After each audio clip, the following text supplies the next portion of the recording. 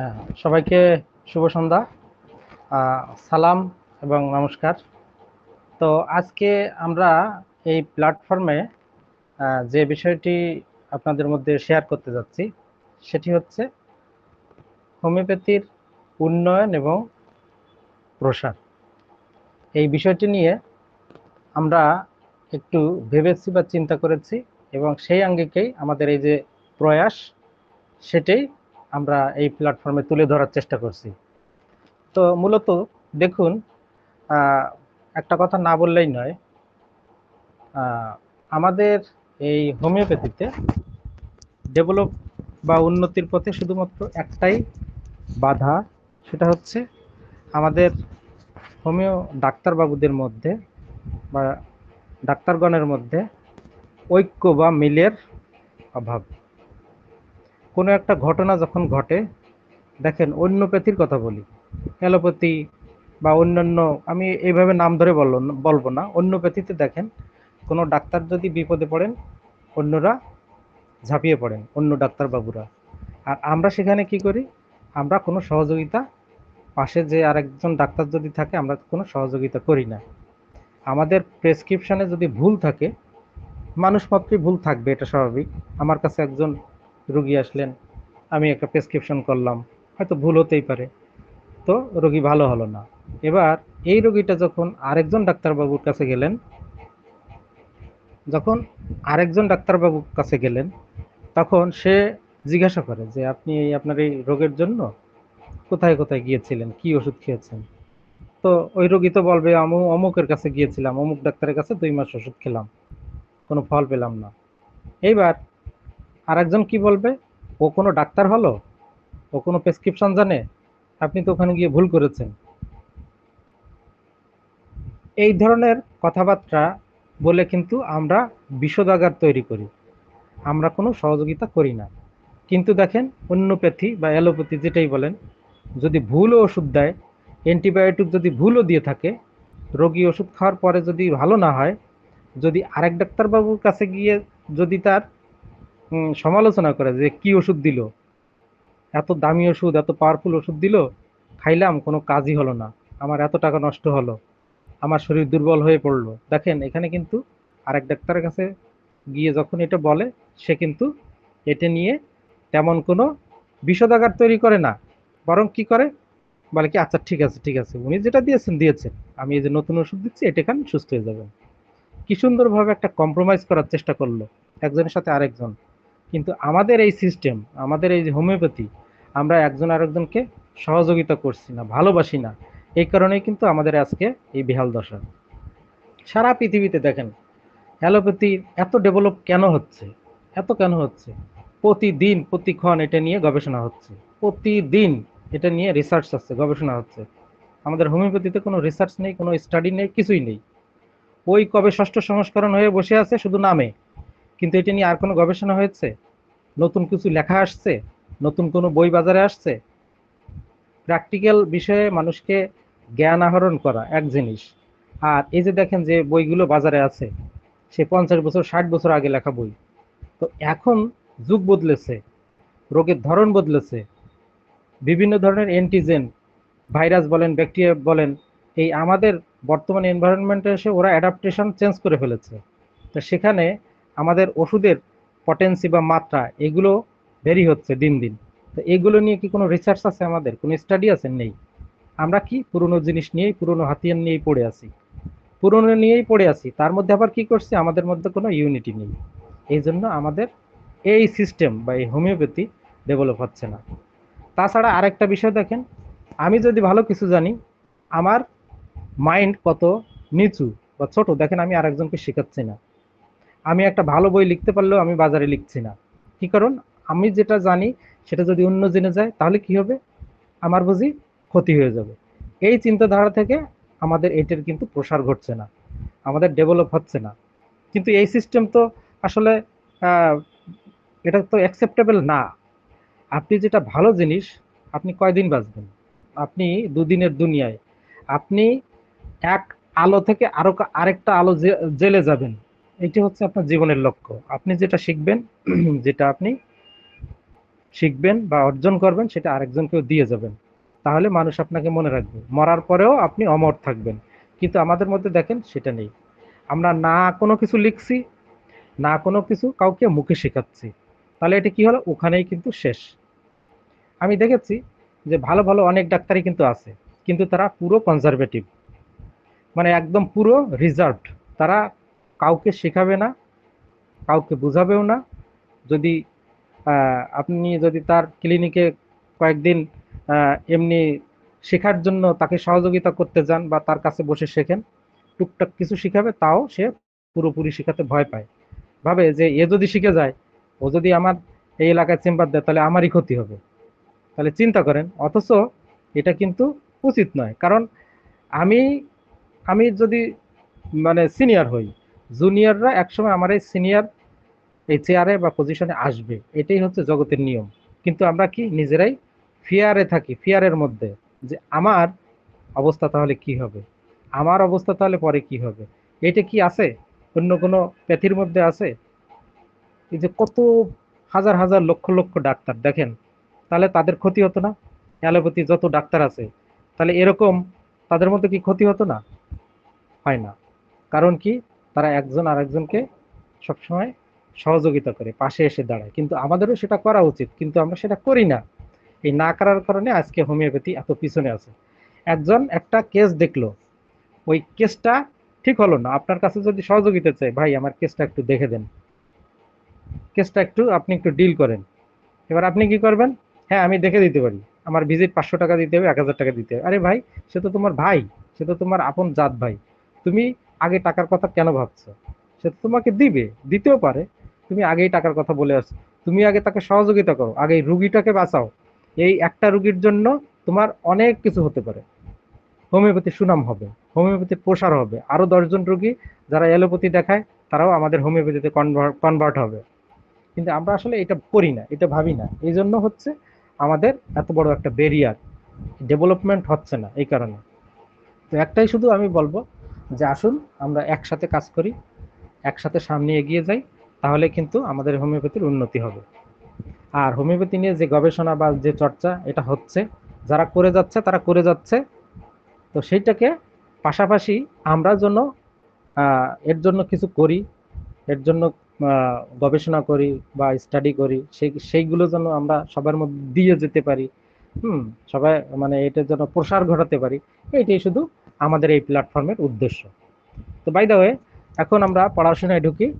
আজকে আহ, আমরা আমাদের এই প্ল্যাটফর্মের যে মূল লক্ষ্য একটু বলে নিই। এটা হচ্ছে আমরা দুই হাতে কাজ করি। এই দুই হাত, দুই হাত বলতে কি বোঝাচ্ছি, যে হোমিওপ্যাথিতে আমরা সাধারণত দুটো টেকনিকের কথা আমরা জানি, একটা কি ক্লাসিক্যাল, আর একটা হচ্ছে মাইন্ড।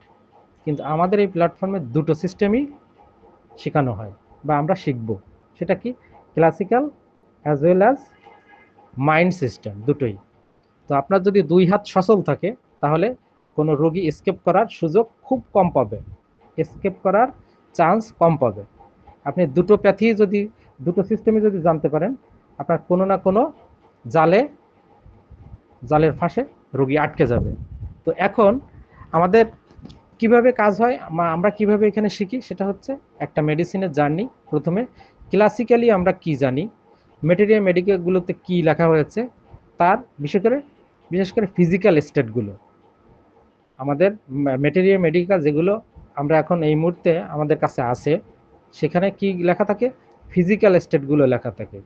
আর মেন্টাল স্টেটগুলো লেখা হয়েছে কিভাবে, রুব্রিক, ওই কিছু কিছু রুব্রিক ভেঙে ভেঙে সেইটে লাইন করে সুন্দর করে লিখে দেওয়া হয়েছে। এটা হচ্ছে রুব্রিক বাই রুব্রিক, ওইখানে কিভাবে কি প্যারা করে লিখেছে। কিন্তু এইভাবে যদি লেখা থাকে, আমরা কিন্তু ঠিকমতো প্যারার মিনিং দিয়ে আমি কিন্তু একটা রুব্রিকে পৌঁছাতে পারবো না। সেইভাবে কিন্তু আমাদের মেডিসিনের জার্নির মধ্যে এইভাবে প্যারা করে মাইন্ডের কয়েক লাইন লেখা হয়েছে। এবং সেখানে, যেখানে দেখা যাচ্ছে একটা মেডিসিনের মাইন্ড রুব্রিক আছে 1000, সেখানে কি লিখছে, 10টা লাইন, 15টা লাইন লিখে শেষ। অথচ দেখেন একটা রুব্রিক অ্যানালাইসিস করতে ওই মানে একটা পৃষ্ঠা 2 পৃষ্ঠাও চলে যায়। তাহলে এখানে মাইন্ডের সঠিক সঠিক যে ডেসক্রিপশন সেটা আমরা পাচ্ছি না, এবং আমরা রোগীর যে মেন্টাল যে ফিলিংটা, মেন্টাল যে স্টেটটা, সেটা আমরা ঠিকমতো বুঝতে পারছি না। তো আমাদের এই ইসের মানে আমাদের এই প্ল্যাটফর্মের মূল লক্ষ্য হলো যে আমরা প্রথমে ক্লাসিক্যাল কিছু ফিজিকো মেন্টাল বা ফিজিক্যাল স্টেট নিয়ে কথা বলবো, তারপরে আমরা মেন্টাল স্টেট নিয়ে পুরো জার্নিটা আমরা দেখব, এবং একটা রোগী যখন ক্লিনিকে ঢুকবে কিভাবে তার এক্সপ্রেশনগুলো দিবে, কোথায় কোথায় আমরা ওই ফিলিংগুলোকে আমরা ধরবো। সব জায়গায় তো ধরা যাবে না, যেখানে তার ইমোশনটা বেশি পাবে আমরা সেখানে ধরে সেখানেই একটা রুব্রিক সিলেকশন করে আমরা মেডিসিনে পৌঁছাবো। আমরা সেইভাবেই এখানে কাজ শুরু করেছি। বাই দ্য ওয়ে, প্রথমে আমরা ক্লাস শুরু করতে যাচ্ছি এখন। একটা আমরা কেস দিয়ে শুরু করব, তবে তার আগে বলে নিই। আগে এখানে দেখা যাচ্ছে অনেকে আছেন যারা চেম্বার দেন নাই, মানে পাশ করেছেন সদ্য, বা কেউ দিয়েছেন বেশি দিন হয় নাই, বা পুরনো থাকতে পারেন।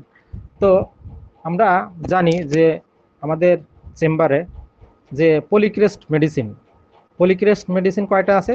30-35টা পলিক্রেস্ট মেডিসিন আছে। এইগুলো কিন্তু আপনার খুব ভালো করে জানতে হবে, ভালো করে এর মাইন্ড বলেন, তারপর ফিজিক্যাল স্টেট বলেন, সবই আপনাকে খুঁটিনাটি জানতে হবে। এবং ক্লিনিকে যখন আসবে তখন সে কিভাবে তার এক্সপ্রেশনগুলো দিবে, তার রোগের বর্ণনাগুলো দিবে, এটা কিন্তু আপনাকে ভালো করে জানা থাকতে হবে। তো আমরা এই যে এখনকার সময়ে মানে এখন যে সময়টা চলছে আমাদের, মানে এই যে এটা হচ্ছে 2025 সাল, 2020-এর পর থেকে দেখেন, 2020-এর পর থেকে এই যে 25 সাল পর্যন্ত 5 বছর চলছে। হ্যাঁ, এই 5 বছরের মধ্যে খেয়াল করে দেখেন, একটা মেডিসিনের রুগী এখন বেশি পাওয়া যাচ্ছে, বেশি দেখা যাচ্ছে। একটা মেডিসিনের রুগী প্রায় চেম্বারে একদিন আপনি পেয়ে যাবেন, যদি আপনি চেম্বারে যদি 10টা রোগী দেখেন, একটা ওই ধরনের রুগী আপনি পেয়ে যাবেন। সেই রুগীটা কি? সেই রুগীটা কে? আচ্ছা, বলছি। সেই রুগীটা হলো এমন ধরনের রোগী, ভালো করে শুনবেন। মনে করুন একটা রোগী, তার একটা সমস্যার জন্য 3-4-5 জন ডাক্তারবাবুর কাছে গেছে। আগে অ্যালোপ্যাথি খেয়েছে, অ্যালোপ্যাথি ডাক্তার দেখানোর পর, অ্যান্টিবায়োটিক দেওয়ার পর কিছুদিন একটু ভালো ছিল, আবার ওষুধ ছেড়ে দিল, আবার আগের অবস্থায় চলে গেল। এবার অনেকে বলল যে ওটা হবে না, তুমি বরং হোমিওপ্যাথিতে ট্রাই করে দেখো বা চেষ্টা করে দেখো। এবার একজন হোমিওপ্যাথি ডাক্তারের কাছে গেল, ঠিক হলো না। আর একজনের কাছে গেল, ঠিক হলো না। আর একজনের কাছে গেল, ঠিক হলো না। এরকম 3 মাস হোমিওপ্যাথি ওষুধ 3 জায়গায় খেলো, কোনো লাভ হলো না। এইবার চতুর্থবার যখন আরেকজন ডাক্তারবাবুর কাছে যাবে, সে কিন্তু ত্যক্ত বিরক্ত হয়ে যাবে। কেন ত্যক্ত বিরক্ত হয়ে যাবে? কারণ তার কিন্তু আগের যে এক্সপেরিয়েন্স গুলো হয়েছে, যে হোমিওপ্যাথিতে আসলে হোমিওপ্যাথি আসলে কোনো চিকিৎসার মধ্যে পড়ে না। হোমিওপ্যাথি কোনো চিকিৎসার মধ্যে পড়ে না। 3 জায়গায় ওষুধ খেলাম, আমার একটা পয়সার উপকার হলো না, সময় নষ্ট হলো, টাকা নষ্ট হলো। এইবার দেখুন, সে কিন্তু বসে নাই, কারণ রোগ তো তাকে তাড়া করে চলছে, রোগ কিন্তু থেমে নাই। এবার সে মনে মনে খুঁজতেছে যে আমি ভালো কোন ডাক্তার আছে, আমি এবার সেই ভালো ডাক্তারের কাছেই যাব। এবার খোঁজ টোজ করে দেখা গেল অমুক নামে একজন ভালো ডাক্তার আছে। ওই ডাক্তারের কাছে এবার ভালো করে খোঁজ নেবে, কিন্তু খোঁজ নিয়ে আবার সঙ্গে সঙ্গে আসবে না, নিজে কিন্তু এবার একটু বাজিয়েও দেখবে যে আসলেই ভালো ডাক্তার কিনা। আমি তো শুনলাম, আমি নিজে আগে একটু যাই, দেখি ওর চেম্বারে লোকজন কেমন আসে, ওর চেম্বারে ভিড় কেমন হয়, তারপর দু একজনের সাথে কথাও বলবো যে আসলে তোমাদের উপকার হচ্ছে কিনা। তারপরে সিদ্ধান্ত নেবে এখানে দেখাবো, না হলে দেখাবে না। তো সেই ক্ষেত্রে দেখুন, এরকম রুগী কিন্তু ইদানিং আমরা বেশিরভাগ দেখি। জিজ্ঞেস করবেন যে আপনার একটা সমস্যা হচ্ছে, বললেন, আমি শুনলাম, তো এই সমস্যার জন্য আপনি কোথাও ডাক্তার দেখিয়েছেন? বলে হ্যাঁ, কত ডাক্তারই তো দেখালাম, আমার কোনো কাজ হলো না, সময় নষ্ট হলো, আর শুধু পয়সা আমি পানিতে ঢাললাম। তো আপনার কথা শুনলাম, আপনি ভালো ডাক্তার, তো আমার এই সমস্যা হলো এইটা, আপনি কি পারবেন এই সমস্যাটা ঠিক করতে? আপনি যদি মনে করেন পারবেন তাহলে ওষুধ দেন, নাহলে কিন্তু দিবেন না। আপনি যদি মনে করেন আমার এই সমস্যাটা আপনি ঠিক করতে পারবেন, তবেই আপনি ওষুধ দিবেন, না হলে কিন্তু দেওয়ার দরকার নেই, তাহলে আমি খাবো না। ব্যাস, ক্লিয়ার। এরকম রোগী ইদানিং দেখা যাচ্ছে। তো এরকম একটা কেস দেখেন, আমি বলি, আমার ক্লিনিকে এসেছিল 3 মাস আগে। তো এর বয়স হবে কত, 22 বছর। ছেলেটার নাম কি যেন, সাইফুল নামের একটা ছেলে ছিল। যাই হোক, ও 3 জায়গায় ওষুধ খেয়েছে। 3 জায়গায় না, 2 জায়গায়, হ্যাঁ 2 জায়গায় ওষুধ খেয়েছে 6 মাস, 3 3 6 মাস। এবার জিজ্ঞেস করলাম কি অসুবিধা বলো। ও আগের দিন কিন্তু, আগে না, 1 সপ্তাহ আগে সে আমার খোঁজ নিয়ে গেছে, দেখি কেমন কি রোগী টোগী হয়, এটা দেখে টেকে গেছে। তা দেখলো যে না, রোগী খারাপ না। দু একজনের কাছে জিজ্ঞাসা করলো, আমি তো ফলো করি, আমি দেখি। হ্যাঁ, অনেকে জিজ্ঞাসা করে, আশেপাশের দোকানদাররা সবাই আমার সাথে ওপেন ভাবে কথা বলে। আচ্ছা, সে জিজ্ঞেস আমার আমার কাছে প্রথমে এসে সালাম টালাম দিয়ে জিজ্ঞেস করলো যে আপনি কি এই রোগটা দেখেছেন, এই রোগের চিকিৎসা করেছেন? বললাম কি। বললো আমার তো এসবিএস পজিটিভ, মানে আমি একটু দেশের বাইরে যাব ওয়ার্ক পারমিট নিয়ে, কিন্তু আমার এসবিএস পজিটিভ থাকার জন্য আমি যেতে পারছি না। আপনি কি এটা দেখেছেন? এই রোগ কখনো ঠিক হয়েছে আপনার কাছে? হ্যাঁ, দেখেছি তো, মাসে একটা রোগী পাই এরকম। তো বলছে, আচ্ছা ঠিক আছে, তাহলে আমি আসবো। ওই যে গেল, এবার 1 সপ্তাহ পরে এসেছে। 1 সপ্তাহ পরে এসে আবার কিন্তু ওই কথা, আপনি কি আমার সমস্যাটা ভালো করে দেখেছেন বা শুনেছেন? আপনাকে আমি বুঝাইতে পারছি কি বললাম? আপনি যদি মনে করেন আমাকে, আপনি ঠিক মতো চিকিৎসাটা দিতে পারবেন, আমার সমস্যাটা সলভ করতে পারবেন, তাহলে আমি ওষুধ খাবো, আর না হলে কিন্তু খাবো না। ব্যাস, হয়ে গেল। This is the case. এবার আপনি এটা দিয়ে কোনভাবে আপনি মেডিসিনে যাবেন, কোনভাবে আপনি মেডিসিনের ভিতরে ঢুকবেন।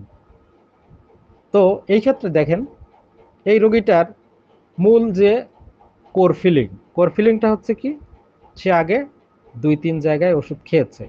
ওষুধ খেয়ে তার কোনো 5 পয়সার উপকার হয় নাই। ক্ষতির মধ্যে কি হয়েছে? এক হচ্ছে টাকাগুলো পানিতে গেছে, 2 হচ্ছে সময়টা কিল করেছে।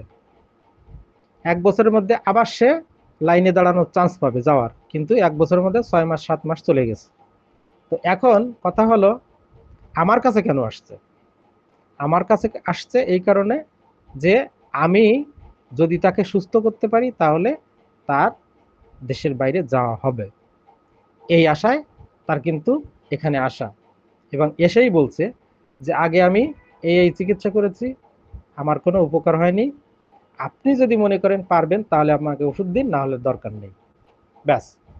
এইবার এই কথাগুলোকে আমরা যদি ডিকোড করি, তাহলে দেখুন আমরা কোথায় পৌঁছাতে পারি।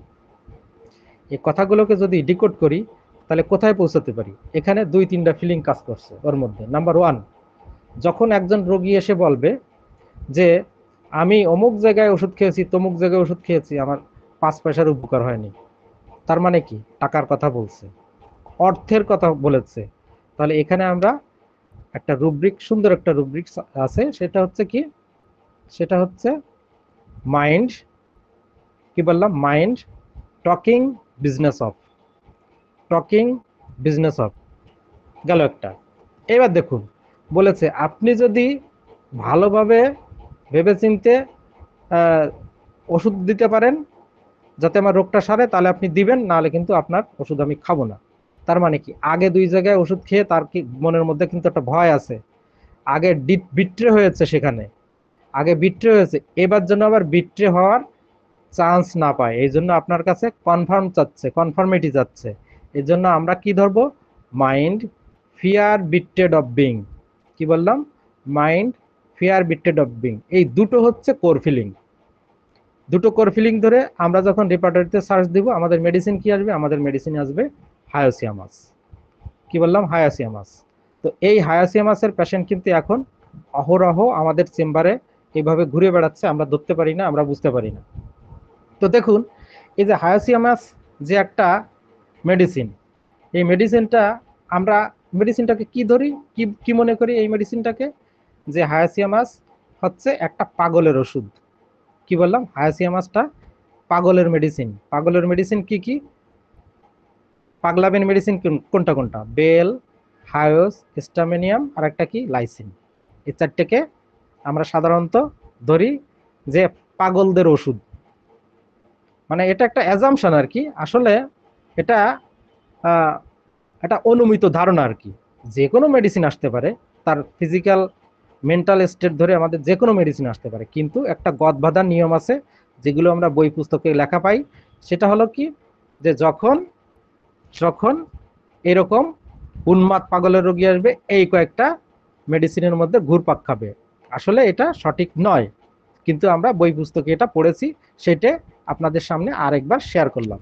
তো দেখুন, এই যে হায়াসিয়ামাস মেডিসিনটা খুব ইফেক্টিভ, এবং ইদানিং এই সময়ে এটা কিন্তু বেশিরভাগ দেখা যাচ্ছে অ্যালোপ্যাথি চিকিৎসা, হোমিওপ্যাথি চিকিৎসা, আয়ুর্বেদিক চিকিৎসা বিভিন্ন করিডোরে শেষে এসে তার এই ধরনের মেন্টাল আউটবাস্ট হবে যে আমি তো অনেক চিকিৎসা করেছি, কাজ হয়নি, এখন টাকাও গেছে, সময়ও গেছে, এখন আপনি যদি মনে করেন যে আমার রোগটা ভালো করতে পারবেন তাহলে ওষুধ দেন, তাহলে খাবো, নাহলে খাবো না। বাস এইটুক বললেই বুঝবেন যে হয়ে গেছে, হায়াসিয়ামাসে ঢুকে যাবেন। কোন দুটো রুব্রিক? এইটাই। এবার দেখুন, হায়াসিয়ামাসের ক্লাসিক্যাল দিকটা, ক্লাসিক্যাল যে ইয়েগুলো আছে, যে সিমটমগুলো বা ক্লাসিক্যাল যে দিকটা, সেখানে দেখেন আমাদের মেটেরিয়াল মেডিকাতে বেশ কিছু জিনিস লেখা আছে। সেটা কি?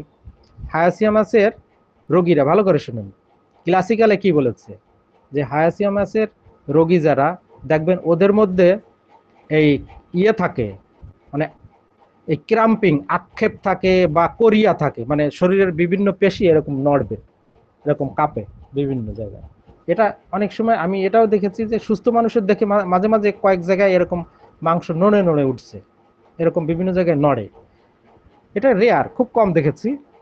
কিন্তু যখন মানে রোগাক্রান্ত অবস্থায় দেখবেন, টাইফয়েড রোগ যদি হয়, টাইফয়েড জ্বর যদি হয়, তখন দেখবেন ওই 7 দিন 8 দিন পরে রোগীর মধ্যে এমন একটা স্টেট আছে, ওই স্টেটটা হায়াসিয়ামাসে চলে আসে। সেটা কি রকম? এটা কি? এটা হচ্ছে ক্লাসিক্যাল ভাবে মেটেরিয়া মেডিকাতে লেখা হয়েছে যে 7-8 দিন এরকম থাকার পরে শরীরে এক ধরনের পরিবর্তন আসে। সেটা কি হয় দেখেন, শরীরের বিভিন্ন জায়গায় দেখবেন এরকম নড়ে নড়ে উঠছে, হুম, বিভিন্ন জায়গায় নড়ে, বা অনেক সময় হাত কাঁপতেছে, বিভিন্ন রকম ক্রাম্পিং হচ্ছে, এটা হচ্ছে। তারপরে কি করতেছে দেখা যাচ্ছে, ওই বিড়বিড় করে কথা বলছে, হ্যাঁ, হ্যাঁ, চোখ চোখ বন্ধ করে বিড়বিড় করে কথা বলছে, হ্যাঁ, ঘুমের মধ্যে বা একটু ঘুম আসতেছে তার মধ্যে মানে কেঁপে উঠছে, চিৎকার মেরে উঠছে, ঠিক আছে।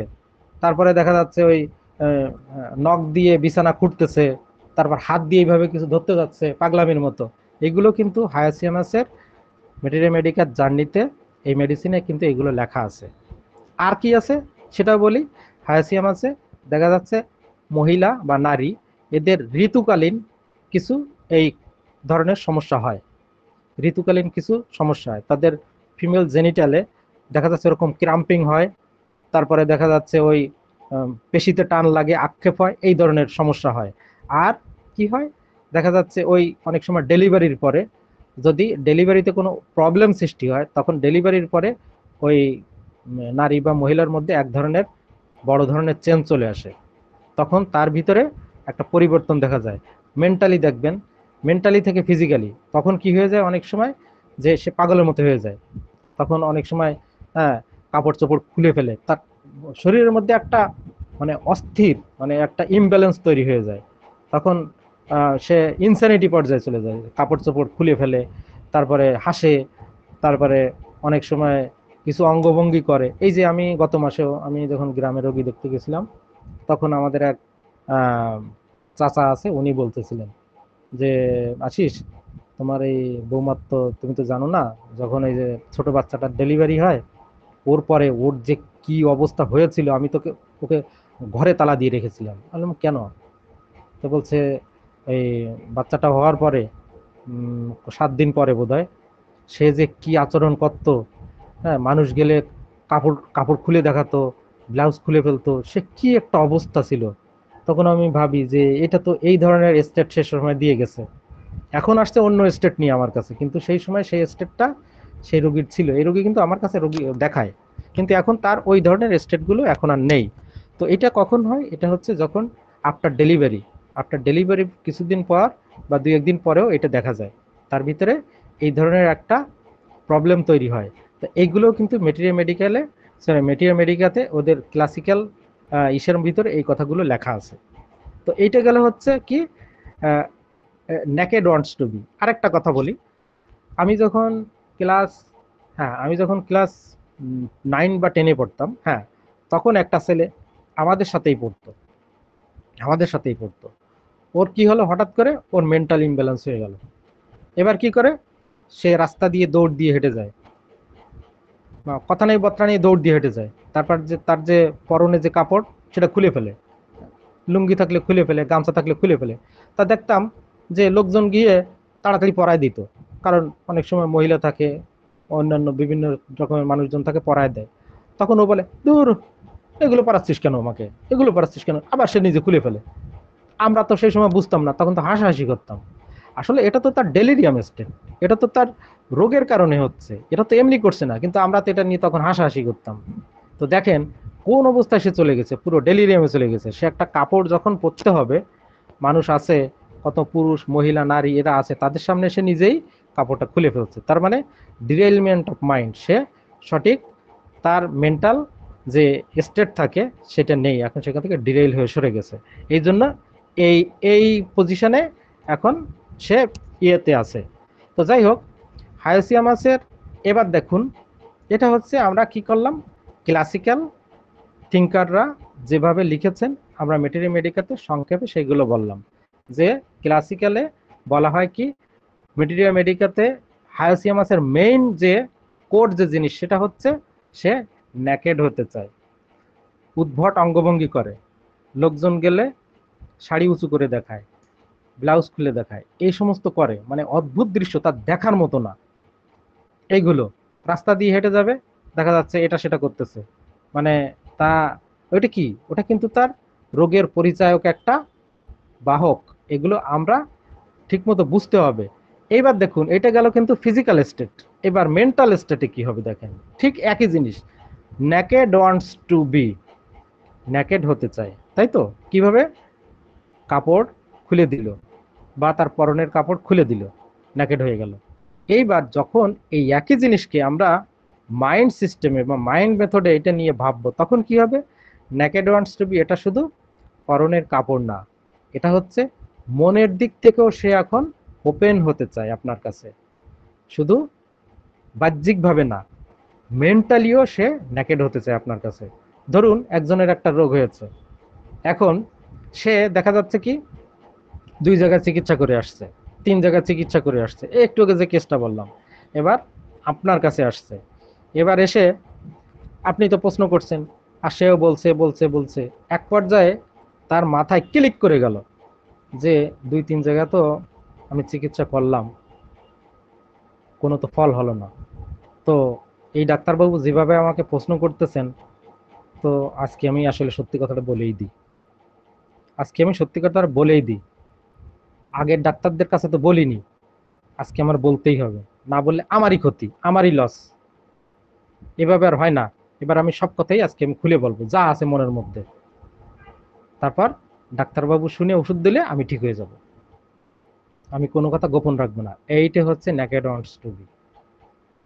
কোথায় কোথায় কি করেছে, এই রোগের সূত্র কিভাবে হলো, A to Z সব নেকেড হয়ে আপনাকে বলা শুরু করেছে। তার মানে কি, এখানে কোন নেকেড, হায়াসিয়ামাসের দুটো স্টেট, একটা হচ্ছে কি স্টেট, ডেলিরিয়াম স্টেট, আর একটা হচ্ছে ডেলুশন স্টেট, দুটো স্টেট। যখন ডেলিরিয়াম হয়ে যাবে তখন কাপড় চাপড় খুলে ফেলবে, আর যখন ডেলুশনে থাকবে তখন কাপড় চাপড় খুলবে না, তখন সে মেন্টালি আপনাকে খুলে সবকিছু বলবে, এটাও নেকেড ওয়ান্টস টু বি। কেন বলবে, সে দায় থেকে বলবে, এমনি বলবে না, দায় থেকে। কি কারণে, কারণ না বললে তোমার রোগটা ভালো হচ্ছে না, এখানেও নেকেড ওয়ান্টস টু বি। আরেকটা জিনিস দেখেন, আমি এরকমও রোগী পেয়েছি, কিরকম, যে আমার কাছে আমি যখন আমার গ্রামে প্রথম চেম্বারটা দিই, তখন আমাদের এই গ্রামের একটা ভাই আছে, ওর বয়স কত হবে, বয়স হবে 55 কি 58 এরকম হবে। তো ওনার কি সমস্যা, সমস্যা হচ্ছে শ্বাসকষ্ট, মানে মারাত্মক শ্বাসকষ্ট, এক কথায় বলে মানে দম নিতে পারে না, কিছুক্ষণ হাঁটলেই বসে, কিছুক্ষণ হাঁটলেই হাঁপসিয়ে ওঠে। তো আমি যখন প্রথম চেম্বার দিলাম, উনি আসছে কিছুদিন পর, আসার পরে বলতেছে, আসিস আমার তো শ্বাসকষ্ট, আমার ওষুধ দে। আমার সাথে একটু তুই মুই করে করে, আপন জনের মতো, খুব কাছের মনে করে তো এই জন্য। তো আমি শুনলাম টুনলাম সবকিছু, তো জিজ্ঞাসা করলাম আর কি অসুবিধা হচ্ছে, আর কি অসুবিধা আছে। শেষে বলে আর কি অসুবিধা ওটা পরে, তুই আগে আমার এটা দে। আমি বলছি না, তুমি বলো আর কিছু থাকলে, আমাদের হোমিওপ্যাথি ওষুধ তো সবকিছু শুনে টুনে মেডিসিনটা দিলে এটা ভালো কাজ করে। এইবার দেখেন কি করছে, ও বলতেছে কি আমার কাছে চলে আসছে, কাছে এসে এবার লুঙ্গিটা আস্তে আস্তে উঁচু করে বলছে দেখ আমার এই অন্ডকোষে কিরকম চুলকানো হয়েছে কিরকম। তো দেখে আমি শরম পেলাম, অথচ সে কোনো শরমই পেল না। দেখেছেন, এটাও কিন্তু হায়াসিয়ামাসের একটা স্টেট। কি নিলাম, একেবারে ডাইরেক্ট ওই রুব্রিকটাই ধরলাম, naked wants to be exhibitionism, naked wants to be exhibitionism, একদম সিঙ্গেল হায়াসিয়ামাস। যখন দেখবেন কারো কোনো সমস্যা কোথাও হয়েছে কোনো পার্টে, যেমন কিনা যদি দেখেন মহিলার কোনো ব্রেস্টে কোনো সমস্যা হয়েছে, এটা টিউমারের মতো হয়েছে, ও কিন্তু আপনাকে বলবে ডাক্তার সাহেব একটু দেখাতে হবে, না দেখালে আপনি বুঝবেন না। এবার খুললে সে কিন্তু খুলে দেখা দিবে। দিস ইজ সিঙ্গেল হায়াসিয়ামাস, কোনো কথা নেই। তারপর দেখেন ওনার চুলকানো হয়েছে, উনি কিন্তু দেখাই দিল। এটাকে বলে naked wants to be exhibitionism, একদম সিঙ্গেল হায়াসিয়ামাস। তো এইভাবে দেখেন হায়াসিমাস দুইভাবেই হতে পারে, সুস্থ মানুষও হায়াসিমাস হতে পারে, আবার পাগল হলেও হতে পারে। দুটো স্ট্যাটিভ আপনি পাবেন। তবে সুস্থ হায়াসিমাসকে ধরা একটু কঠিন হয় যদি সে এই এক্সিবিশনিজম যদি না পান, খুলে যদি না দেখায়, তাহলে কিন্তু আপনার হায়াসিমাস কিন্তু অনেক চালাক চতুর, খুব ডেঞ্জারাস, একদম পুরো অ্যাফেক্টেশনে ভরা। তো যাই হোক, আমি যে কেসটা বললাম এটা হায়াসিমাস কিভাবে ধরবেন সেটা বলেছি। এইবার আসুন হায়াসিয়ামাসের আমরা ক্লাসিক্যাল কিছু কথা এখানে আমরা শেয়ার করলাম। ক্লাসিক্যালের পাশাপাশি এবার যাব হচ্ছে হায়াসিমাসের মাইন্ডে। হায়াসিমাসের মাইন্ড থিঙ্কার যারা, তারা যে মাইন্ড রুব্রিক নিয়ে যে তারা চর্চা করেন, এই মাইন্ড রুব্রিকগুলোতে কি বলেছে, এখানে কোন ফিলিংগুলো আমরা পাই দেখুন। হায়াসিমাসের শিশুরা, এবার হায়াসিমাসের শিশুতে ঢুকছি। আচ্ছা ওই রুব্রিকটা একটু দিয়ে দিই তাই না, কারণ ওই রুব্রিকটা ইম্পর্ট্যান্ট, তো সিঙ্গেল রুব্রিক যেগুলো আছে এখানে আমরা দিয়ে দিব। মাইন্ড,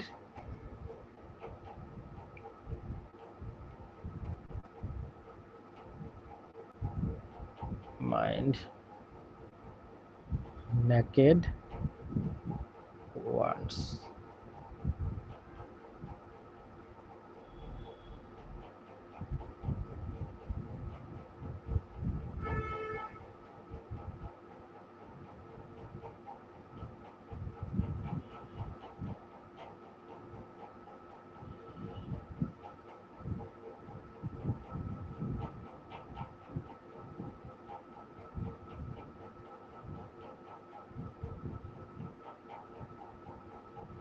হ্যাঁ দেখেন চ্যাট বক্সে দিয়ে দিয়েছি, mind naked wants to be exhibitionism, hyos single, single মানে ওখানে অন দিয়েছি।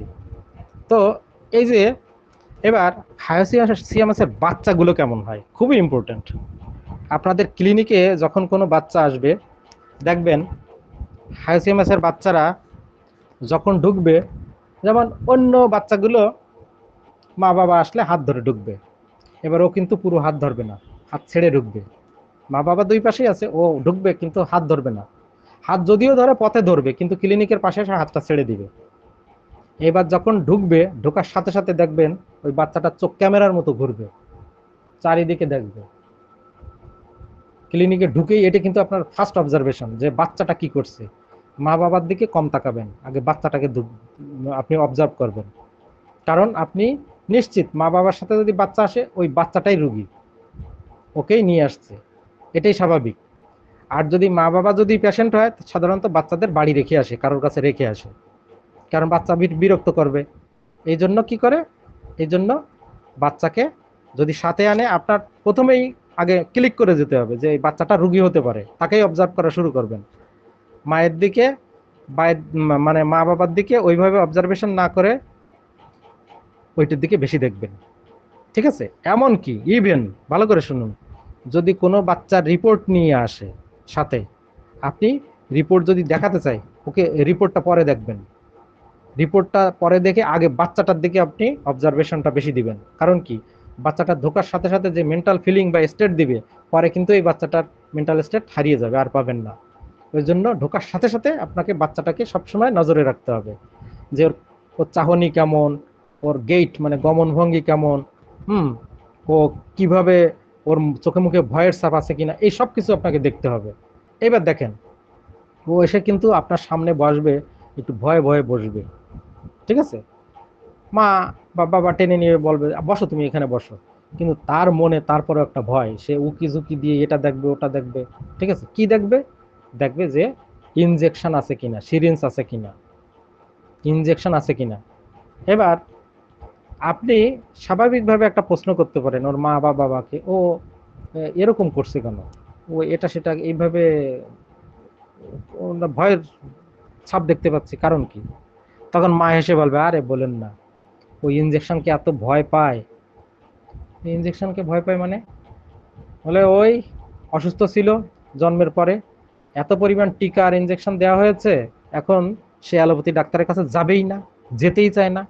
তো আপনি তো হোমিওপ্যাথি ডাক্তার, এই জন্য তাকে বলে শুনে বলে কয়ে নিয়ে আসলাম। তো আপনার কাছে যদি ইনজেকশন থাকে ও তো জীবনেও আসতো না। এইবার আপনারও কিন্তু কাজ আছে এখানে, অ্যাজ এ ডক্টর হিসেবে আপনার এখানে কিছু কাজ আছে। তো আপনি জিজ্ঞেস করবেন, কি ইনজেকশন ভয় লাগে নাকি? হুম, সে একটা এক্সপ্রেশন দিবে, ভয় লাগে, ঠিক আছে? এবার আপনি ডয়ারটা টান দিবেন, কি চাও, ইনজেকশন আছে। এবার আপনি বলবেন, ইনজেকশন তো আমিও দিই। এইবার দেখবেন, ইনজেকশন তো আমিও দিই, এইটুক বলার সাথে সাথে মা বাবার হাত ধাক্কা মেরে ও দরজা দিয়ে বেরিয়ে চলে যাবে, ওকে ধরে টেনে রাখতেও পারবে না। This is hyoscyamus. কিন্তু যদি এই বাচ্চাটা যদি দৌড় দিয়ে না পালায়, যদি মাকে কিলিং করে বা বাবাকে কিলিং করে ধরতো, তখন মেডিসিন হয়ে যেত আরেকটা, কি হতো সেটা আজকে বলার দরকার নেই, কারণ মেডিসিনের মধ্যে ডিডিতে যাব না। কিন্তু যদি দৌড়ে মা বাবাকে ছেড়ে একেবারে দৌড়িয়ে পালিয়ে যায়, তাহলে বুঝবেন এটা একেবারে পাক্কা হায়াসিয়ামাস। কারণ কি? সে হচ্ছে ফিয়ার বিট্রেড অফ বিং, আর একটা হচ্ছে এসকেপ ডিজায়ার টু, এটা আছে এসকেপ ডিজায়ার ফর, এরকম একটা রুব্রিকা আছে। আর একটা হচ্ছে ফিয়ার ইনজুরি বিং ইনজুর্ড, এই তিনটে জিনিসের কারণে সে পালাবে। কারণ ইনজেকশন দিলে তার ব্যথা লাগবে, ফুটাবে, fear injury, fear betrayed of being আগে হয়েছে, এখানেও আবার আজকে আমাকে ইনজেকশন মারবে, এই জন্য এই বিট্রে মানে আবারও সেই বিট্রের ভয়ে আবার পালালো, এই জন্য সে এসকেপ ডিজায়ার করে গেছে। তো দেখুন, এইভাবে কিন্তু বাচ্চারা যে হায়াসিয়ামাস, এটা কিন্তু আপনি বুঝতে পারবেন। এটা স্বাভাবিক, যখন ক্রনিক ডিজিজ নিয়ে আসবে তখনও বুঝতে পারবেন। আর যদি অ্যাকিউট নিয়ে আসে, মনে করেন শ্বাসকষ্ট নিয়ে আসছে, জ্বর নিয়ে আসছে, তারপরেও কিন্তু চোখ কিন্তু এরকম রকম থাকবে, ঘুরবে, এটা কিন্তু আপনার অবজারভেশনে রাখতে হবে। এটা হলো সিকনেস অবস্থায়, যখন সে অসুস্থ থাকে। এবার দেখেন, যখন সে ভালো থাকে, ওয়েলদি স্টেটে থাকে, সেই বাচ্চাটা হায়াসিয়ামাস কিভাবে সেটা একটু দেখেন। এবার মনে করুন একটা বাচ্চা কয়েকটা বাচ্চার সাথে খেলাধুলা করছে, বিকেলবেলা একটা মাঠে খেলাধুলা করছে। এবার খেলাধুলা করতে করতে হঠাৎ দেখলেন একটা বাচ্চা নেই, সে কোথায় গেছে, বাথরুমে গেছে, বাথরুমে হিসু করতে গেছে, বাট পটি করতে গেছে, যা গেছে। তো প্যান্ট খুলে সে বাথরুমে ঢুকলো, ঢোকার পর এবার কি করছে দেখেন, এবার সে বাথরুম থেকে বের হলো কিভাবে, প্যান্টটা হাতে নিয়ে বেরোলো, প্যান্ট হাতে নিয়ে বেরোলো। বাচ্চার যে একেবারে ছোট তা না, বাচ্চার বয়স কিন্তু 7-8 বছর বা ছোটও থাকতে পারে, সে প্যান্টটা হাতে নিয়ে বেরোলো, ওর খেয়াল নেই পড়তে হবে। এইবার যখন বেরোয় আসলো, মানুষজন তো ওকে দেখে হাসাহাসি শুরু করেছে, এ দেখো নেংটু নেংটু নেংটু। এইবার যারা ওকে এই কথা বলেছে, ও তাদের কাছে দৌড়ে আসবে, দৌড়ে এসে ওর ওর মুখে থুতু দিবে, গায়ে থুতু দিবে, না হলে খামচি দিবে, না হলে কামড় দিবে, এই তিনটে যে কোনো একটা করবে। কি বললাম? হয় দৌড়ে এসে, মানে সে এগুলো সহ্য করতে পারে না, তাকে নিয়ে কেউ যদি এরকম মস্করা করে, তাহলে সে অ্যাগ্রেসিভ হয়ে যাবে, দৌড়ে এসে তার হয় গায়ে থুতু দিবে, মুখে থুতু দিবে, না হলে খামচি মারবে, না হলে কামড় দিবে, এই তিনটে যে কোনো একটা কিছু করবে। আর ওকে এইভাবে যদি কখনো তার ইসের বিপক্ষে যদি একটু বলছেন, তো সে কিন্তু এরকম একটা করে ফেলবে, শুধু ওর বন্ধু বান্ধবদের না, মা বাবাকেও এরকম করে ফেলবে। দেখেন তাহলে এই যে সুস্থ বাচ্চা, এর কিন্তু মেন্টাল যে একটা ওয়েলদি স্টেট, মানসিক যে একটা ওয়েলদি স্টেট থাকে, সেটা কিন্তু ছোটবেলায় ডেভেলপ করে না। হায়াসিয়ামাসের রোগীদের মধ্যে খেয়াল রাখবেন, একটা সন্দেহ থাকে, সন্দেহ হচ্ছে নাম্বার 1, 2 নাম্বার হচ্ছে ভয়, তারপর হচ্ছে অবিশ্বাস, তারপর আর কি থাকে, আর হচ্ছে জিলাসি। এই কয়েকটা জিনিস থাকবেই থাকবে। এবং আরেকটা জিনিস থাকবে কি, তার যে মানে মেন্টাল যে হেলদি স্টেট, একজন সুস্থ বাচ্চার যে হেলদি স্টেট থাকে ওর ভিতরে সেই হেলদি স্টেটটা থাকবে না। ওই হেলদি স্টেটটা যখন থাকে না, তখন তার মানে মেন্টালি একটা ডিসরাপশন তৈরি হয়। ডিসরাপশন মানে কি, একজন সুস্থ সবল বাচ্চা, সে সবার সাথে মেশে, ওকে ভালো কিছু করতে বললে ভালো কাজ করে, এটা মন্দ, এটা করে না, মন্দ কাজ করবে না। আর ওকে আপনি বারবার বললেও ও কিন্তু শুনবে না, ও সেটাই করবে।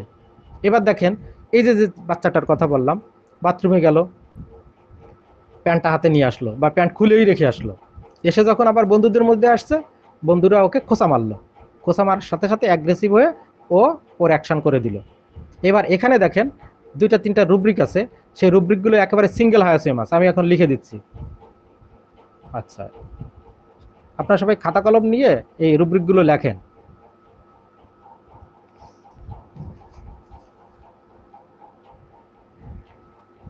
আগে যেটা বলেছি ওটা হচ্ছে naked wants to B.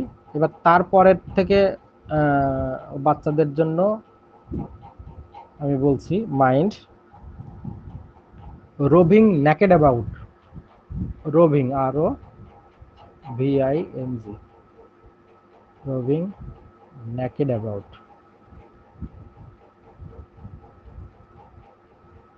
Roving naked about. তারপরে mind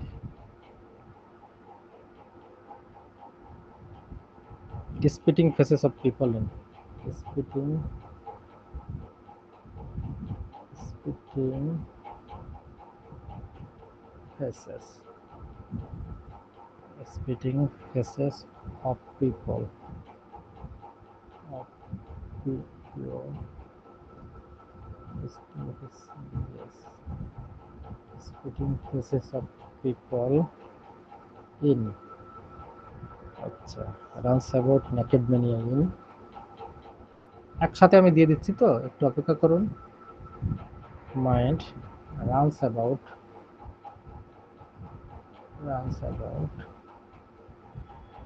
naked mania in NAKD mania in, আচ্ছা, তারপরে mind shameless, SHAM, shameless, pinching children in, mind pinching, PIN, pinching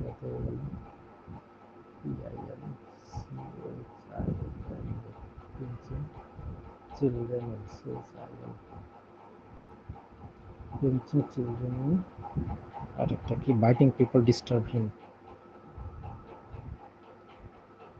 mind biting people, biting people, bite people, disturb him,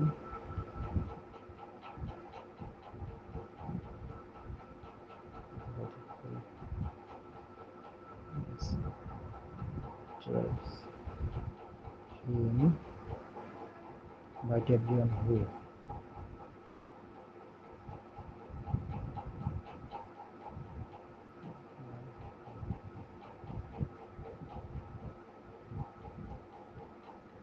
দেখুন আমি rubric দিয়েছি এখানে, কয়টা rubric দিয়েছি, 3 3 6টা, 3 3 6টা, এগুলো একেবারে সিঙ্গেল রুব্রিক, একেবারে সিঙ্গেল রুব্রিক, এগুলো হায়াসিয়ামাসের।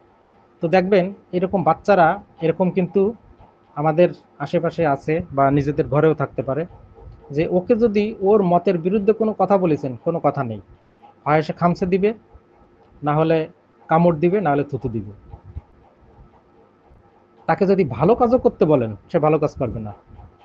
কারণ কি, তার মেন্টালি সে কিন্তু হেলদি নয়, ফিজিক্যালি হতে পারে, মেন্টালি সে হেলদি নয়। কারণ সে যদি হেলদি হতো, তার মানে ইন্টেলেকচুয়াল যে বিষয়টা আছে সেটা যদি সঠিকভাবে ব্যালেন্স হয়ে যদি বেড়ে উঠতো, তাহলে তাকে ভালো বললে ভালো বলতো, মানে ভালো মনে করতো, খারাপ বললে খারাপ মনে করতো। কিন্তু ওকে আপনি যেটাই বলবেন ও সেটাকে বাছ বিচার করতে পারে না, ও সেটাই মনে করে যে আমার এগেনস্টে বলছে, ওই জন্য সে ক্ষেপে যায়, সে রেগে যায়। তো এটা হচ্ছে বাচ্চাদের একটা স্টেট। হুম। এটা কিন্তু ওই রোগ অবস্থা না, এটা কিন্তু সুস্থ অবস্থার বাচ্চা, যার মেন্টাল যে ওয়েলবিংটা, মেন্টাল যে হেলদি স্টেট, সেটা কিন্তু তার ভিতরে নেই। মেন্টালি সে মেন্টালি তার যে ইন্টেলেকচুয়ালিটি সেটা ঠিকমতো ডেভেলপ করে নাই বা করতেছে না। এজন্য দেখবেন অটিস্টিক বাচ্চা, ভালো করে শুনবেন, অটিস্টিক বাচ্চা যাদের মধ্যে এই স্টেটগুলো আপনি পাবেন, চোখ বন্ধ করে হায়াসিয়া মাছ দেবেন। এগুলো মিলাতে হবে, মিলতে হবে, তারপরে আপনি দিবেন। আর জানেন তো, যখন আমরা অটিস্টিক বাচ্চাদের ইয়ে করি, আমরা যখন ট্রিট করি বা ট্রিটমেন্ট দিই, ওখানে কিন্তু হায়ার পটেন্সি দিতে হবে, লোয়ার পটেন্সিতে কোনো কাজ করবে না।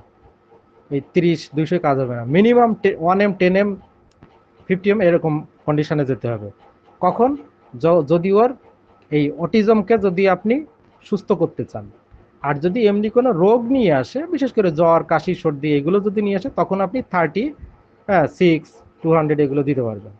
কিন্তু ওর যদি আসল যে প্রবলেমটা, সেগুলো যদি আপনি মানে কিওর করতে চান, তখন কিন্তু আপনাকে হায়ার পটেন্সিতে যেতে হবে। আমরা এই পটেন্সি নিয়ে পরে কথা বলবো, এখন সেটা দরকার নেই, বোঝার প্রয়োজন নেই। আচ্ছা, এবার আসুন, এবার এই হায়াসিমাসের বাচ্চাদের আরো কিছু সমস্যা আছে। সেটা কি? দেখুন, এই হায়াসিমের বাচ্চাদের এই যে যেটা বললাম, এটা কি করে, যখন তাকে কোনো কিছুতে বাধা দেন, তার মতো কোনো কাজ করতে গেলে যদি বাধা দেন, সে কিন্তু অ্যাগ্রেসিভ হয়ে এই কাজগুলো করে। এইবার বড়রা কি করে? বড়দের মধ্যেও তো এই ধরনের সমস্যা থাকতেই পারে, প্রবলেম থাকতেই পারে। সে কি করবে? সে কি আপনার কামড় দিবে, থুতু দিবে, খামচি দিবে? না, ওর অ্যাক্টিভিটি আলাদা। ও কি করবে? ও ভীষণ ফিউরিয়াস ভাবে রেগে যাবে। রেগে গিয়ে যদি এক্সট্রিম পর্যায়ে চলে যায়, সে আপনাকে আঘাত করবে, আঘাত করে ফেলবে। আশেপাশে যদি ছুরি টুরি থাকে, চাকু টাকু থাকে, ওইটা দিয়ে আপনাকে মারতে যাবে। এটা খেয়াল রাখবেন, হায়াসিমাসের বাচ্চারা যখন পুরো ড্রেইল অবস্থায় চলে যায়, তখন কিন্তু তাকে যদি এইভাবে আপনি তাকে ডিস্টার্ব করেন, তখন কিন্তু ফিউরিয়াস হয়ে আপনাকে কিন্তু বড় কিছু করে দিতে পারে। যেমন কিনা এরকম দেখছিলাম এক ডাক্তারবাবুকে, ওই একটা রোগী দেখতে গেছিল এরকম, সে পাগল হয়ে গেছে। পাগল হয়ে গেলে তাকে ওইভাবে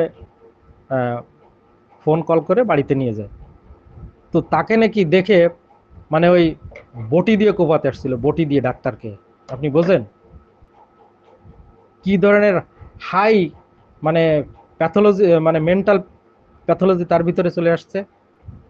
একটা ডাক্তার, তাকে সে বটি দিয়ে কোপাতে যাচ্ছে। তো এইগুলো আপনারা মাথায় রাখবেন, যে আমরা হোমিওপ্যাথরা আসলে আমাদের অবজারভেশনকে মানে ওইভাবে নিবিড়ভাবে আপনি এটাকে নার্সিং করতে হবে, এইভাবে আপনার অ্যাপ্লাই করতে হবে, তা নাহলে কিন্তু এটা পারবেন না।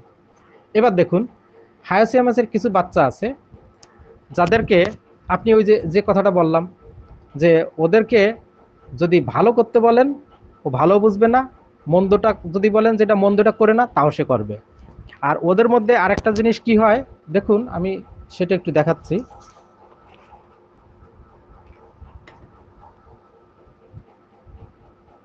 এই যে দেখুন, হায়াসিয়ামাসের বাচ্চাদের আমি এই যে বলেছিলাম যে ওদের মেইন হচ্ছে সাসপিশিয়াসনেস, ওদের ভিতরে সন্দেহ থাকে, ভয় থাকে। অনেক সময় দেখবেন বাচ্চারা এই যে ওর যে জিনিসে ভয়, সেই জিনিসটা দিয়ে যদি যদি ভয় দেখান, মনে করেন ইনজেকশনের ভয়, কেউ যদি ইনজেকশন নিয়ে, বাচ্চারা যদি একটু বড় বাচ্চা যদি হয়, ইনজেকশনের সিরিঞ্জ নিয়ে যদি দৌড় দিয়ে আসে, ওকে ইনজেকশন দিয়ে ফুটা করে দিবে, ও যদি ওটাতে ভয় পায়, ভয় তো পাবেই, ওর বাড়ি গিয়ে কিন্তু জ্বর হতে পারে, ওর কিন্তু জ্বর হতে পারে।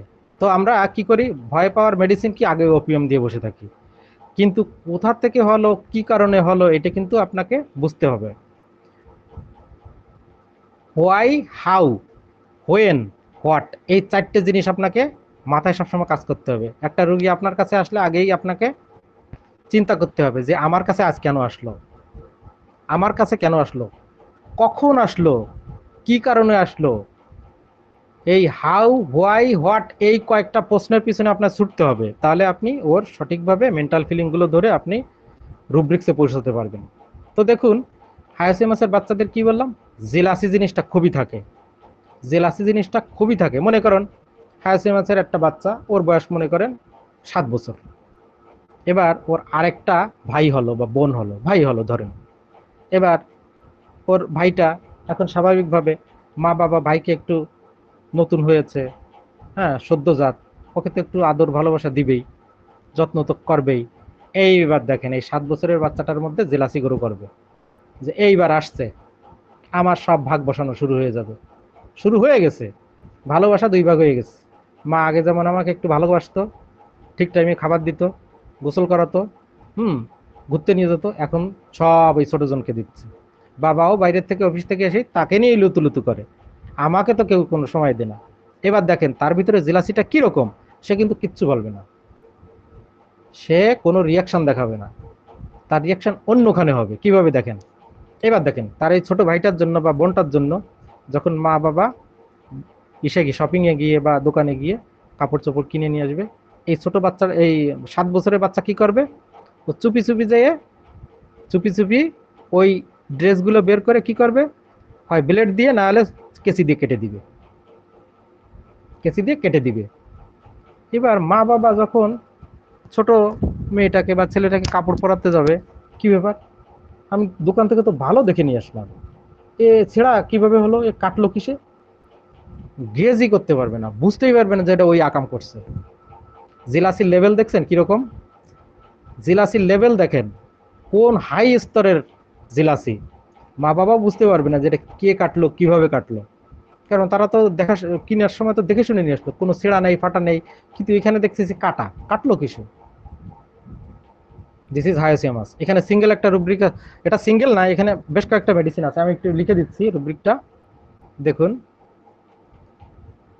Mind jealousy children newborn get all the attention when mind jealousy jealousy jealousy children says il jealousy children newborn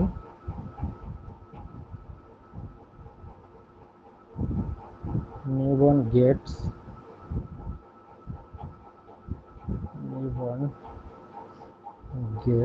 all the attention when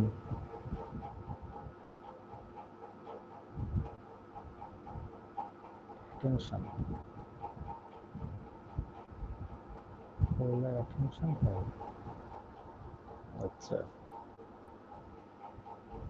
এই যে দেখেন রুব্রিকটা দিয়ে দিচ্ছি, mind jealousy children newborn gets all the attention when, মানে যখন নতুন কোনো তার ভাই বা বোন পরিবারে আসবে, তখন সে মনে করে মা বাবার অ্যাটেনশন ওই নিয়ে নিচ্ছে, এখন আমি আর আগের মতো পাচ্ছি না, এই জন্য তার মধ্যে জেলাসিটা গ্রো করছে। এবং জেলাসিকে সে কিভাবে এক্সপ্রেস করতেছে, সে এইভাবে গোপনে এই তার বোনের জন্য যে জিনিসগুলো নিয়ে আসতেছে ওইগুলো সে ডিস্ট্রয় করে দিচ্ছে। দেখা গেল কাপড় চোপড় ছাড়াও একটা খেলনা নিয়ে আসছে, খেলনাটা ফুটা করে দিচ্ছে বা খেলনাটা বাইরে ফেলে দিচ্ছে, মা বাবা বুঝতেই পারবে না। দুধ কিনে নিয়ে আসতেছে, দুধের মধ্যে পানি ঢেলে দিচ্ছে, একটা ডিব্বা কিনে নিয়ে আসলো ল্যাকটোজেন, দেখা যাচ্ছে ওর ভিতরে পানি ঢেলে দিচ্ছে। কোন স্তরের বোঝেন আপনি, হায়াসিয়ামাস, দিস ইজ হায়াসিয়ামাস। আচ্ছা আরেকটা স্টেট দেখেন হায়াসিয়ামাসের, সেটা হলো কি,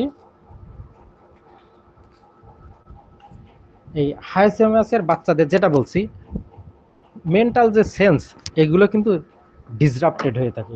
ডিসরাপ্টেড মানে কি, মানে ব্যালেন্সে থাকে না, একটু বিচ্ছিন্ন ধরনের হয়ে থাকে। সেটা কিরকম হতে পারে, মনে করেন এই কারণে কোন পরিবেশে কোনখানে গিয়ে কিভাবে সে আচরণ করতে হবে এটা কিন্তু বোঝে না। বোঝে না কি, তার ব্রেনেই বোঝে না। সে বুঝে কি করবে, তাকে তো চালাচ্ছে তার ব্রেন, ব্রেনেই সেটা কখনো সিগন্যাল দেয় না যে কোন পরিবেশে কোনখানে গিয়ে কিভাবে আমি কথা বলবো, কোন কোন কার সামনে কোন কথা বলতে হবে, এগুলো সে বোঝে না। যেমন কিনা দেখেন আমার সামনে একটা ঘটনা ঘটছিল, সেটা কিরকম, একটা বাড়িতে মনে করেন কেউ মারা গেছে, তো কেউ যদি মারা যায় আশপাশের লোকজন আসবে, লোকজন এসে কি করবে, লোকজন এসে সমবেদনা জানাবে, কেউ কান্না করবে, চোখ দিয়ে পানি ঝাড়বে। তো দেখা যাচ্ছে, হ্যাঁ, বড় একটা ছেলে যে বোঝে, 8 বছর 10 বছর, সে ওখানে এসে, হ্যাঁ, লাশের পাশে গিয়ে হি হি করে হাসতেছে, সবাই শোকে কাতর আর সে হাসতেছে হাসতেছে। এটা কি কোনো মেন্টাল স্টেট? এটা কি তার মানে হেলদি কোনো মেন্টাল কন্ডিশন? না।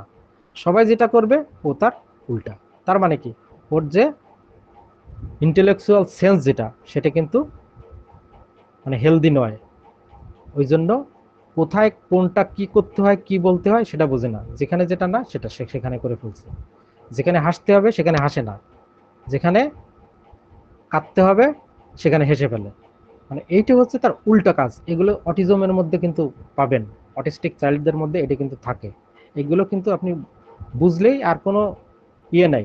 সাধারণত দেখেন, যারা ক্লাসিক্যালি যারা প্র্যাকটিস করে থাকেন, আমরা সাধারণত কি ধরি যে ব্যারাইটা কার্ভ হচ্ছে যাদের বুদ্ধিশুদ্ধি কম, বুদ্ধিতে খাটো হয়, তাদেরকে ব্যারাইটা কার্ভ কত 1M 10M 50M CM পর্যন্ত দিই, কিন্তু দেখা যাচ্ছে আলটিমেটলি কাজ হয়নি। কিন্তু আপনি যদি এইগুলো যদি বুঝতে পারেন, আপনি যদি মেন্টাল স্টেটগুলো বা রোগীর ফিলিং বা পারসিস্টিং নেচার যদি বুঝতে পারেন, তাহলে কিন্তু আপনার এই ভুল হওয়ার সুযোগ নেই। তো এই জন্যই বলি যে আপনার এই মেন্টাল ফিলিং, মাইন্ড, একটা রোগীর মাইন্ড কত ইম্পর্ট্যান্ট দেখেন। আমাদের স্যামুয়েল হ্যানিম্যান আমাদের মহাগুরু বলে গেছেন আর কি, যে আমরা যে অসুস্থ হই, হু ইজ সিক, উনি প্রশ্ন করেছেন হু ইজ সিক, কে অসুস্থ? উনিই তার উত্তর দিয়েছেন who is sick, man is sick. Who is man? Mind is man. Who is man? Mind is man. অর্থাৎ একজন মানুষের মন হচ্ছে সে আসল মানুষ। তো আপনি যদি মনটাকে ঠিক মতো ধরতে পারেন, তাহলে আপনার মনটা ধরতে পারলে আপনার আর কিছু ধরতে হবে না। আপনি যদি রোগীর প্রথম এবং প্রধান যে চাওয়াটা, রোগগ্রস্ত অবস্থায় at the height of sickness, আপনি যদি তার মেন্টাল যে ফিলিংটা, মানে সে কি চাচ্ছে আপনার কাছে এসে, কি চাচ্ছে আপনার কাছে, এইটা যদি আপনি বুঝতে পারেন, তার চাওয়াটা কি, আবেগটা যদি ধরতে পারেন, সেই অনুযায়ী আপনি ওষুধ দিলে কাজ হবেই। হ্যানিম্যান বলে গেছেন যে মানুষের মন হচ্ছে সবার আগে, আগে মন হচ্ছে অসুস্থ হয়, তারপরে হচ্ছে প্যাথোলজি ডেভেলপ করে। ধরুন একটা বাচ্চা রাতের বেলায় বাঁশবাগানের নিচ দিয়ে দৌড় দিয়ে চলে আসছে, কি যেন একটু গাছের পাতা নড়ে উঠছে, পরের দিনই তার জ্বর। তাহলে আগে কি হলো? আগে তার মন কিন্তু অসুস্থ হলো। কিভাবে? একটা কিছু দেখে সে ভয় পেয়েছে, মনটা আগে অসুস্থ হয়েছে, তারপর কি প্যাথোলজি আসছে, কি জ্বর। তো এরকম হ্যানিম্যান বলে গেছেন একটা মানে সার্বজনীন কথা, সেটা হচ্ছে কি রোগীর কেস টেকিং করবেন, সমস্ত টোটালিটির উপরে কেস টেকিং করবেন, তারপর মেডিসিন দিবেন। হ্যাঁ, এটা অবধারিতভাবে বলে গেছেন, সত্য কথা। কিন্তু এর পিছনে আরেকটা কথা আছে, সেটা হলো আমরা আসলে একটা রোগীর পারফেক্টলি তার সঠিক মেন্টাল স্টেট ধরতে পারি না। যদি সেইটা ধরতে পারি, তাহলে আমার টোটালিটি না নিলেও হবে। সিঙ্গেল রুব্রিক নেওয়ার সময় এই জন্য সাবধান হতে হবে। একটা সিঙ্গেল রুব্রিক আমি নিলাম, কিন্তু যদি সেটা যাচাই বাছাই করে নিতে পারি, তাহলে আমার আর টোটালিটির ভিতরে না গেলেও ওই একটাই পুরো সব কিছুকে কন্ট্রোল করবে, সব কিছুকে একেবারে সব কিছু ওর ভিতরে ইনবিল্ড করা থাকবে। এই জন্যই সিঙ্গেল রুব্রিকগুলো হয়েছে। তো আমরা কিন্তু সবসময় অর্গাননকেই ফলো করি। আমরা অর্গাননে যেটা বলেছে যে আমরা অর্গানন ফলো করি না, এটা করি না, সেটা করি না, শুধু মাইন্ড সিস্টেম করি, কোনো মায়াজম করি না, আর আসলে কিন্তু না। আমাদের একটা মেন্টাল ফিলিংয়ের মধ্যে অনেক কিছু আছে। আমরা যখন সঠিকভাবে আমরা ধরি, তখন অটোমেটিক এগুলো চলে আসে, অটোমেটিক এগুলো চলে আসে। আর আমরা সবসময় সিঙ্গেল মেডিসিন প্রেসক্রিপশন করি, এটা মনে রাখবেন। আমরা কখনো প্যাটেন্টও ব্যবহার করি না, আর একাধিক ওষুধও ব্যবহার করি না। এইটা হচ্ছে অর্গাননের মেইন কথা, যে আপনি যখন রোগীকে চিকিৎসা করবেন একদম সিঙ্গেল রেমেডি দিবেন, এর বাইরে যেন না যায়। আমরা সবসময় সিঙ্গেল রেমেডি করি, সবসময় সেটাই দিই। আমাদের চেম্বারে প্যাটেন্ট ওষুধ কখনোই রাখি না। তবে হ্যাঁ, মাদার টিংচার রাখি, এটা রাখতে হয়। কি কারণে রাখতে হয়? এটা রাখতে হয়, আমাদের ড্রাগ লাইসেন্স আছে, ড্রাগ লাইসেন্স রাখলে সব ওষুধ রাখার নিয়ম, সব ওষুধ রাখতেই হবে আপনার। কিন্তু আপনি আপনার রোগীকে কি দিচ্ছেন, this is the most important. আপনি রোগীকে কিভাবে ট্রিট করছেন, কিভাবে চিকিৎসা দিচ্ছেন, সেটা হচ্ছে সব থেকে গুরুত্বপূর্ণ ব্যাপার, আর কোনো কিছু না। আপনার ঘরে হাজার জিনিস থাকুক, কিন্তু আপনার অ্যাপ্লিকেশনটা কি হচ্ছে সেটা দেখবেন। আপনি সিঙ্গেল মেডিসিন ইউজ করতেছেন কিনা, নাকি ওর সাথে আরো 2-4-5টা দিয়ে দিচ্ছেন, তাহলে বুঝবেন যে আপনি সঠিক পথে নেই। হোমিওপ্যাথি থেকে আপনি কি হয়ে গেছেন, একেবারে বায়াস হয়ে গেছেন, আরেকদিকে সরে গেছেন। তো বাই দা ওয়ে, তাহলে দেখুন আমরা হায়াসিয়ামাসের চাইল্ডের যে বিষয়টা বললাম, যে ওর হচ্ছে কি করে, যখন দেখবেন যেখানে যে ধরনের আচরণ করার কথা ওর আচরণটা সেখানে সেটা হবে না, ওর হবে অন্যদের থেকে পুরোপুরি আলাদা, যেটা অশোভনীয়। এবার দেখেন আরেকটা জিনিস দেখেন, মনে করেন আপনি বাবা আর আপনার ওয়াইফ হচ্ছে ওই বাচ্চাটার মা। তো আপনারা দুইজন মনে করেন কথা বলতেছেন, যখন দুইজনে কথা বলতেছেন, এবার হায়াসিয়ামাসের বাচ্চাটা ও কি করবে, ও কিন্তু আপনাদের কাছে গিয়ে ডিস্টার্ব করা শুরু করবে, বিভিন্ন অঙ্গভঙ্গি করবে, মুখের কাছে যে এরকম এরকম করবে, বা দুইজন কথা বলতেছেন মাঝখান দিয়ে মাথা ঠেলে উঠাই দিবে, মানে ডিস্টার্ব করবেই করবে। ডিস্টার্বিং মানে চাইল্ড বলে এটাকে, আপনাকে ডিস্টার্ব করবেই। এবার এটা এক ধরনের গেল, এটা তো একেবারে সামনাসামনি ফিজিক্যালি দেখতেছেন যে মা আর বাবা কথা বলতেছে, ওর মধ্যে গিয়ে সে বিভিন্ন রকম হাত দিয়ে ডিস্টার্ব করতেছে, অঙ্গভঙ্গি করতেছে, মাথা খাড়া করে দিচ্ছে, আপনাদের বিরক্ত লাগতেছে, ঠাস করে এটা মেরে দিচ্ছেন, গেল এটা। এইবার দেখা যাচ্ছে আপনি ভিডিও কলে আপনার কোনো আত্মীয়র সাথে কথা বলতেছেন, ও এবার সামনে গিয়ে কি করতেছে, ওই মোবাইলের সামনে এরকম হাত এরকম করতেছে, ডিস্টার্ব করতেছে। This is hyoscyamus. এখানেও একটা রুব্রিক আছে, আমি রুব্রিকটা দিয়ে দিচ্ছি, দেখেন খুব ইম্পর্ট্যান্ট জিনিস।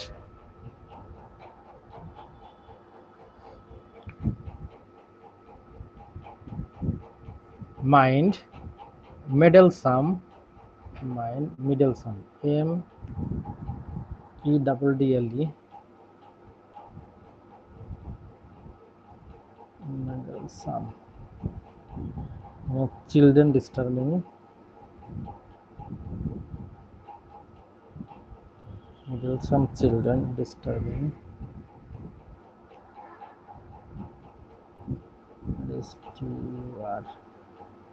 middlesome child disturbing parents,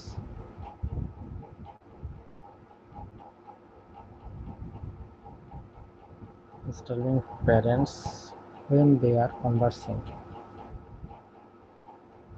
when they are conversing, when they are conversing is একটা হলো। আর middlesome hands with his mind,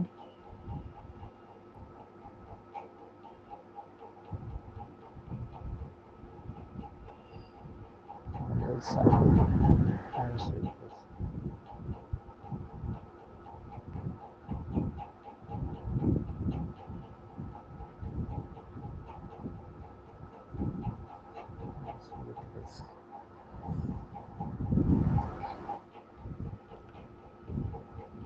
এই যে দেখেন রুব্রিক চ্যাট বক্সে দিয়ে দিচ্ছি, mind meddlesome children disturbing parents when they are conversing. এটার অর্থ কি, যখন মা এবং বাবা দুইজন মিলে কোনো আলোচনা করছে, গুরুত্বপূর্ণ কথা বলছে, ওই সময় সে ডিস্টার্ব করা শুরু করেছে। আর তার নিচেরটা কি, mind meddlesome hands with his, এ কিন্তু single rubric. Middlesome hands with his মানে হাত দিয়ে ডিস্টার্ব করতেছে। হাত দিয়ে কিভাবে ডিস্টার্ব করতেছে, হাত দিয়ে ডিস্টার্ব করতেছে এই যে যখন আপনি মোবাইলে কথা বলছেন, হাত দিয়ে এরকম এরকম করতেছে, বা দুইজন মিলে সামনাসামনি কথা বলতেছে, একজনের মুখের সামনে এরকম করতেছে, এগুলো কিন্তু সিঙ্গেল রুব্রিক। এইগুলো আমরা কখন ব্যবহার করব, ধরুন একটা বাচ্চা হায়াসিয়ামাসের বাচ্চা, ওই বাচ্চাটার কনস্টিপেশন, মানে অনেক দিন 2-3 দিন পর পর 4 দিন পর পর পায়খানা করে, টয়লেট করে, বা দেখা যাচ্ছে ওর শ্বাসকষ্ট থাকতে পারে, বা অন্য কোনো পেটের ব্যথা, যেটাই থাকুক না কেন, ইট ডাজন্ট ম্যাটার। এইবার বাচ্চাদের যখন দেখবেন যে ক্রনিক কিছু সমস্যা, ছোট ছোট বাচ্চাদেরও এখন পাইলস হয়, হ্যাঁ ইয়ে হয়, কি বলে ওটাকে, অ্যানাল ফিশার হয়, দেখা যাচ্ছে 3-4 দিন পায়খানা না করলে, পায়খানা করতে গেলে পরে ওখানে মানে প্রেসারে পেটে গিয়ে ওইখানে মলদার থেকে রক্ত পড়ে। তো এই ধরনের বাচ্চাগুলো এগুলো ক্রনিক।